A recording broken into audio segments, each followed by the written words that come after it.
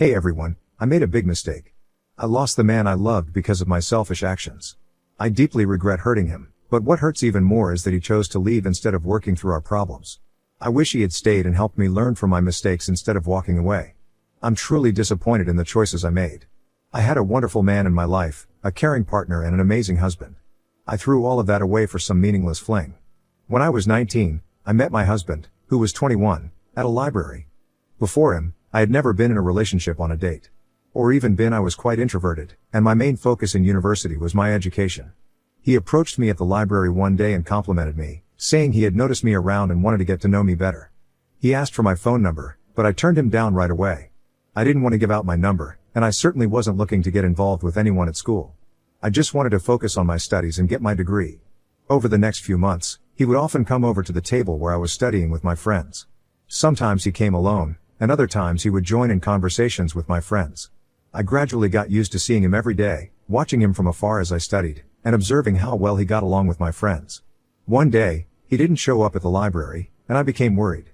I asked my friends if they had heard anything about his absence, but they claimed to know nothing. One of them even told me, "His life doesn't revolve around you, you know? Maybe he got tired of waiting for you and moved on." Those words stung, and at the time, I didn't fully understand why. It was only later that I realized I was falling for him, and the idea that he might have moved on hurt me deeply. He didn't show up the next day either, and I grew even more concerned. I asked my friends if any of them had his phone number so I could check on him, thinking he might be sick or in the hospital. However, they all told me that they didn't have his number because I had specifically asked them not to take it. It seemed strange in hindsight. Then, on the following day, he returned to the library, just as he always did. He walked in with his friends, said his goodbyes, and headed toward the shelves. This time, he grabbed a textbook with the code CA301 and joined us at our table. It was the first time I actually paid attention to the course material he was studying. I couldn't help but ask, "What happened to you? We didn't see you for the past 2 days." He replied with a teasing tone, "Oh, she speaks," and the table erupted in laughter. "I'm completely serious here. I didn't see you for 2 days, and I started to get worried," I mentioned as I removed my glasses. For what felt like the first time in a long semester, I looked him directly in the eyes. He gazed back at me, initially surprised, and then a smirk played on his lips. He was remarkably handsome, almost resembling a character from a cartoon. I couldn't help but wonder why it took me so long to notice. He had an average build, but his striking good looks more than compensated for it. His captivating blue eyes were like an endless abyss, and despite his modest height of just 5 feet 9 inches, he exuded a strong presence. His voice was deep and raspy, and I recall sometimes feeling the vibrations in my body when he spoke. It may sound silly, but it's moments like those that I miss the most right now. "You, worried about me?" He responded after a brief pause, a hint of amusement in his voice. "I would believe you, but I'm not even sure you know what my name is," he added with a playful tone. "Stanley," I replied immediately, prompting laughter from my friends at the table. "You see, you don't even know my name," he teased, joining in the laughter. "That's a nickname I got back in junior high, and it stuck with me all the way here. Besides, it's not Stan Lee, it's Stan Lee, like the owner of Marvel Comics," he clarified. He then got up and moved to a different table, opting to sit alone. I had never seen him sit in the library before, let alone sit alone. It felt like he had heard me, and I felt guilty for not knowing his name.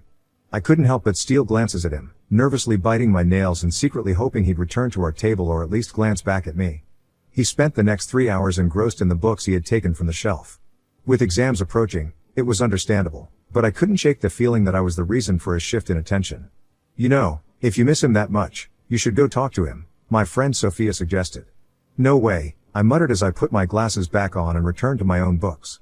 I already had a solid grasp of the material in the book I was studying, and I was well into my exam preparations. I continued flipping through the pages, contemplating whether I should actually approach him. Eventually, I gave in, stood up, and walked over to the table where he was sitting. "Hey, I'm sorry," I said, in what he would later describe as the cutest, anime-style apology ever. He looked up at me, raising an eyebrow in that way he did when he wanted someone to repeat themselves. I took a seat at the table across from him. Starting a conversation was a bit challenging, and he seemed to notice. He assured me that he wasn't upset or anything. Even though he wasn't thrilled that I didn't know his name, he explained that he had moved to a different table because he needed to focus on studying for an important test. He mentioned that the professor was strict and didn't give out good grades easily. He emphasized how crucial it was for him to pass the course and avoid an additional year in college. He also playfully added that he would have stayed at our table, but he found it more appealing to spend time looking at me rather than reading. I mustered the courage to ask, "So, what's your name then?" He closed his book, his face breaking into a warm smile. "Daniel. Let me introduce you to Daniel," he said, extending his hand for a handshake. I had always thought that Daniel and Daniel would make the perfect couple name, and I still believe that. I just couldn't understand why I had blown my earlier chance.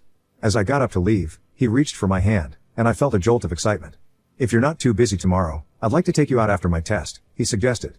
Deep down, I was thrilled that he asked me on a date. I knew that if he had asked earlier, I would have likely jumped at the chance, but now I was flustered, with butterflies in my stomach for this young man. Honestly, I wish I had a time machine. I would have done things differently. I would have listened to him more, put in more effort to make him happy, and been less selfish. But here I am, seeking some sort of sympathy from strangers as I cry and reminisce about the good times I shared with my Daniel. Our date went really well, and I thoroughly enjoyed his company. He had a great sense of humor and shared meaningful thoughts. He was charismatic, and I couldn't help but notice the jealous looks from other girls when they saw us together. During our date, he mentioned that he had been the runner-up for Mr. UCLA, and I couldn't help but think it was well-deserved because there were few guys better looking than him. Our relationship during something out time at UCLA was like of a high school romance novel. He was always invited to parties, and when he attended, we walked hand in hand. We were inseparable and even earned the title of the most influential couple in his last semester at school, mostly thanks to him because no one really knew me before we started dating. He was my first everything. First date, first kiss, first love, and so on. However, I wasn't his first. He had experienced everything before, except for getting married. He was patient with me, always taking the time to explain things I didn't understand and rarely getting angry. I constantly compared our sexual experiences, and I felt dissatisfied that he was the only one on my list. I wanted to have more experiences to brag about. I thought it was a rational idea to sleep with other people to level the playing field. Several months after we got married, I began discussing the idea of opening up our marriage. I had previously mentioned it, but his strong rejection made me fear I'd lose him if I pursued it. One day, I asked him what his reaction would be if we opened things up a bit. His straightforward response, "I'll leave without a second thought," infuriated me. I felt like he was unfairly restricting me, especially when he had his own adventures before we were together. I waited for a few more months and raised the topic again, but he gave the same unwavering answer. This convinced me to wait until after we got married, thinking he might see things from my perspective once we tied the knot. When we finally did get married, I decided to bring it up once more. I have to admit, it was selfish of me to marry him just so I could explore my sexuality without losing the man I loved. I believed that now that I had him, I could do as I pleased. I deeply regret not listening and understanding his feelings about it. I ignored his words, and now I despise myself for letting my one true love slip away. They say opportunities only come once, and I now realize that I've lost my one chance at being loved for who I am. Many years after losing Daniel, I haven't found anyone who treats me as well as he did or loves me anywhere close to how he did. Our honeymoon lasted 4 months, or it would have been a 4-month holiday if I hadn't ruined it. We had been together for 5 years, and my desire to be intimate with other men began 3 years into our relationship. During our honeymoon, I had fantasies of being with someone else while my husband watched, which is something I deeply regret. There's often a temptation or motivator for committing terrible acts, and my motivation was a man named Tom. He was tall, standing at 6 feet 5 inches, and maintained a regular workout routine. He looked like a giant with strong muscles and always wore outfits that showcased the hours he spent in the gym. I'm relatively tall myself, standing at 6 feet 1 inch, so encountering someone who made me feel small was a unique experience. He was a new addition to my workplace and ended up being my superior in the hierarchy, which meant I had to report to him daily. He was in his 30s, older than my husband, or should I say my ex-husband. He had a very flirtatious demeanor, always soft-spoken as if he were trying to seduce me. Reporting to him every day became a challenge because I had to maintain professionalism while being incredibly attracted to him. Then one day, he asked me to go for drinks with him. I couldn't believe my ears. Was he hitting on me, or was he just being friendly? Did he have a genuine interest in me, or did he notice my attraction and want to take advantage of it?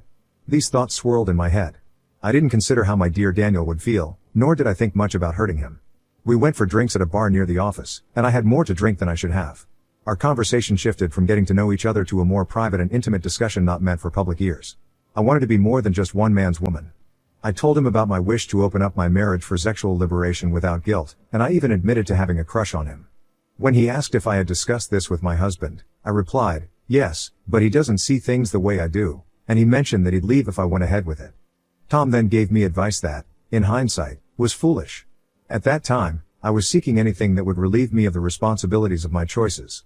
He suggested that instead of asking my husband, I should tell him that we should open up the marriage for me to have my fun. Looking back, I realized that Tom was a person who gave terrible advice with unwavering confidence that it was the best course of action. Now I understand he said those things because he wanted to be with me.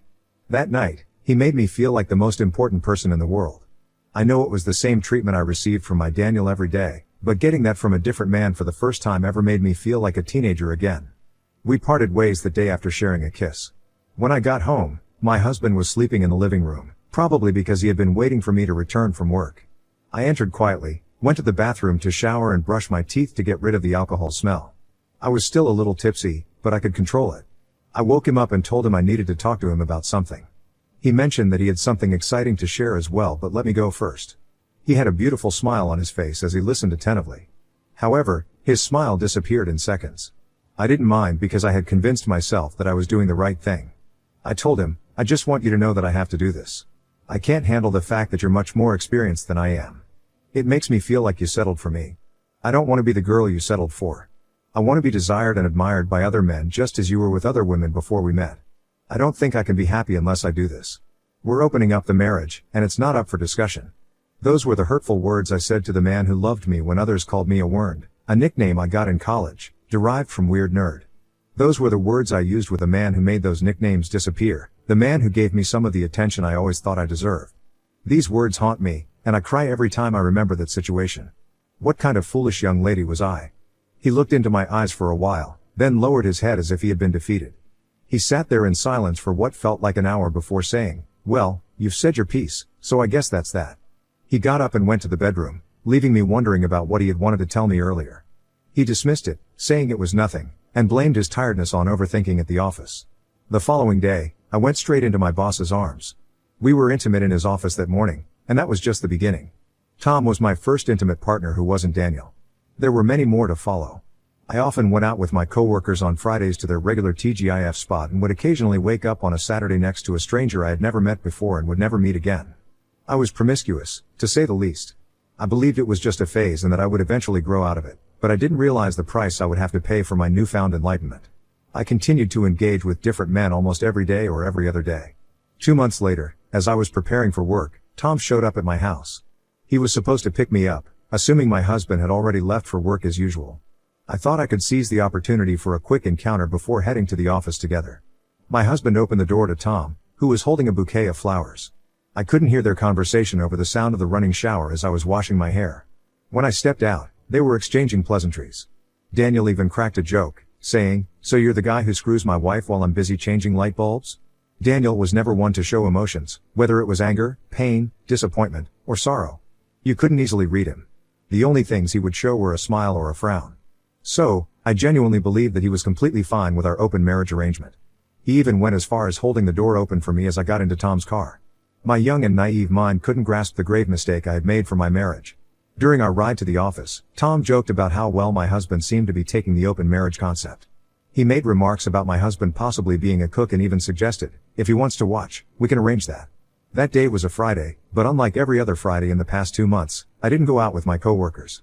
Instead, my boss Tom and I reserved a hotel with glass windows that provided a nice view of the city's nightlife. That night, we had a satisfying intimate encounter. On the following Saturday, when I returned home and opened the door, I immediately sensed a difference in the atmosphere. It was unusually quiet. My husband and I typically didn't work on Saturdays, and he would spend the mornings playing his favorite songs loudly on the speakers. Even when I arrived home in the early hours after working late or having one of my affairs, he would still have his music playing loudly. I headed to our in-house gym, only to find that he wasn't on the treadmill as he usually was on Saturdays.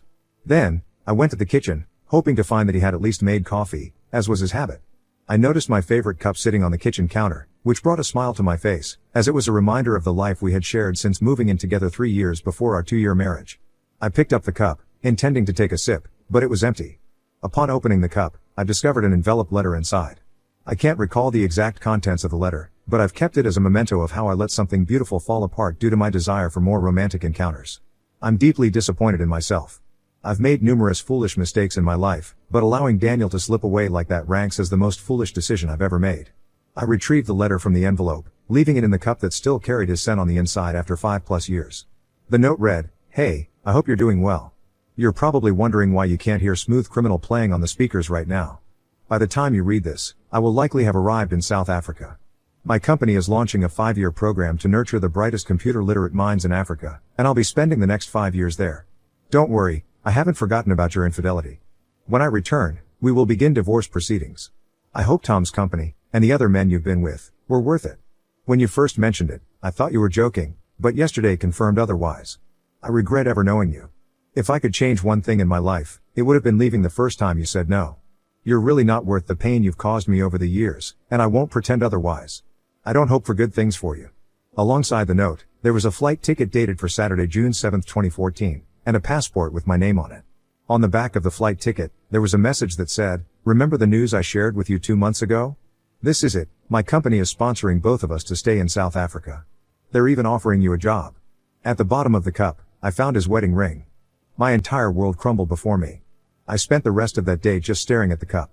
I couldn't eat or drink anything. I was completely consumed by shock. The following year was a long period of depression as my life slowly unraveled, starting with the day when Tom's best friend, Elias, came to collect all of Tom's belongings. I was sobbing uncontrollably as I watched him and the movers take away Tom's possessions, which had become sentimental to me. Elias, out of kindness, allowed me to keep a box of Tom's cologne and his favorite hoodie, but he returned the next day to retrieve them. He walked in on me still wearing the same outfit I had worn to work on Friday. Weak from crying for over 24 hours, I couldn't put up a fight as Elias angrily took the hoodie from my hands. He looked at me with disdain and said, "Stanley told me about what you did. You've brought disgrace upon women everywhere, and I hope you carry this regret for the rest of your life." He then grabbed the cologne and left, remarking, "If it weren't for the laws of this country, I'd spit in your face. I hope your life turns out as sad and empty as this room." Elias was never one to hold back his thoughts. His words hurt me then, but they hurt even more now, as my home has been nothing but sad and empty since my beloved half left me. Just a week after the incident, Tom was transferred again, this time by his own request. I asked him why he had requested the transfer, believing that we were building something together. He bluntly told me he was moving away from me, that he had enjoyed himself and it was time to move on. He also advised me to close my marriage with Tom before it was too late, not realizing that it had already been too late a week ago.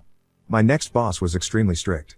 It didn't take long before I received a reprimand for my mistakes due to my instability at that time, and because I wasn't involved romantically with him, it wasn't long before I was fired from the job. My parents disowned me after Elias informed them about what had happened. They were devoutly religious people, both ministers at the church I grew up attending. In their view, they didn't want to be associated with someone they considered immoral, someone who would end her marriage just to seek the touch of another man's hands running down her thighs. I kept my communication lines open in the hope that Tom would reach out to me. The 5 years he mentioned came and went without a word from him, and I didn't hear any news of him returning to the country. When I tried to contact Elias, I found out that he had joined Tom in South Africa a year later. I began losing all my friends. It became clear to me that most of my friends had merely tolerated me. I realized that the only positive thing I had going for me was being one half of the former couple. I discovered that I wasn't funny and that I wasn't even pleasant to be around. I came to understand that I could be an extremely difficult person to be with. All these realizations brought me down to rock bottom. After Elias left me, I didn't simply return to square one, I sank even lower into a negative place. Now, in 2023, at the age of 36, nearly a decade later, I've never had a relationship that lasted beyond the initial 3 months. I'm deeply unhappy with my life, and sometimes I wish for a peaceful passing in my sleep. I occasionally blame Daniel for leaving me so abruptly. I hope that any woman contemplating opening up her marriage reads this and steers clear of that dreadful mistake of an idea. I still hold on to the hope that one day I'll cross paths with Daniel. I want to apologize and tell him that I haven't moved on, that even though 10 years have passed, I still love him. I want to convey how hurting him was the worst thing I ever did and how I had wanted to build a new life with him. My dating life has also suffered greatly. No one wants to be with the woman who shattered her husband's heart just because she wanted to explore something different. I've been in several relationships, but whenever the story comes up, I can literally see the love drain from the faces of these men. I continue to live in the house that Daniel and I purchased together. It's a small bungalow because we envisioned a small family. I desperately need closure, but I haven't been able to afford therapy because I haven't been able to hold down a job since I was fired 10 years ago by my replacement boss. I've been struggling financially. Thank you for taking the time to read through this rather lengthy account. Update: this update covers what has transpired since I posted this 2 months ago. For those who didn't see my previous post, this is an update on how my husband, or ex-husband depending on your perspective, left me when I decided to open up our marriage. It's been over 9 years since his departure, and during these years, I've come to realize how I've become virtually nothing without him. I lost everyone close to me, mostly because they adored him and only tolerated me out of necessity. However, for the first time since he left, things have started to take a positive turn. Firstly, I believe he saw my previous post because not long after I posted it, he gave me a call. Hearing his voice after such a long time brought me joy. I missed the deep, raspy baritone of his voice that always sent shivers down my spine. During our hours-long conversation, I couldn't help but cry as I listened to how much I had hurt him. He confessed that he never believed I would go through with it and initially thought it was one of my late April Fool's pranks. He revealed that a part of him died when he saw and spoke with Tom. He felt like a fool and blamed himself for staying until I broke him. He explained why he chose not to return after the initial 5 years. It took him that long to get over me. Towards the end of the program, he began finding happiness again. He admitted that he didn't want to see me because being in the same room as me would jeopardize his newfound happiness. In return, I shared the story of how my life had unfolded. Throughout what felt like a 2-hour phone call, tears streamed down my face as we reminisced about the good times, and I couldn't help but regret letting this man slip away. At the end of our conversation, he informed me that he would be in the US within a week and planned to visit me at the house. True to his word, he arrived at my house a week later, not to rekindle our relationship, but to deliver the divorce papers. He witnessed the misery that had engulfed my life within the house. He noticed the cup with the letter and his ring still at the bottom. He observed how the rooms he had emptied remained vacant, even almost a decade later. For the first time in my acquaintance with him, I finally managed to discern his emotions. Pity. I saw pity in his eyes as he inquired about my life, and I shared more details with him that I hadn't already conveyed over the phone. He inquired about Tom, referring to unattractive, muscular man. Him as a tall, I recounted the sequence of events, how Tom had entered picture, spent 2 months with me, and then departed. He clicked his tongue in disapproval, a habit he might have picked up during his time in Africa. Shaking his head, he remarked, "So, you threw away a 7-year relationship for just 2 months of sex?" Then he inquired about the quality of the sexual experience. To be completely honest, no one had ever treated me as well as Daniel did in the bedroom. He knew my desires inside and out and had a knack for satisfying them. He wasn't like the other men who were simply interested in quick encounters. It saddened me to admit that I had sacrificed everything that defined me for something Daniel excelled at even more than the other 14 men I had been with over time. Out of compassion, he offered to cover the cost of therapy for me. He mentioned that he had moved on, and he believed I deserved to move on as well. In that moment, he made me feel like the center of the universe one last time, and then he departed. We have now finalized the divorce, and I'm 1 month into therapy, all thanks to Daniel. I'm grateful for the wonderful man that God brought into my life, and I still harbor regret for ruining it. However, it's time to concentrate on becoming a better person, even if it took me 36 years to realize it. I want to express my gratitude once more to all of you for reading this. I hope nothing else arises that would compel me to return here, and I aspire to finally move forward in life.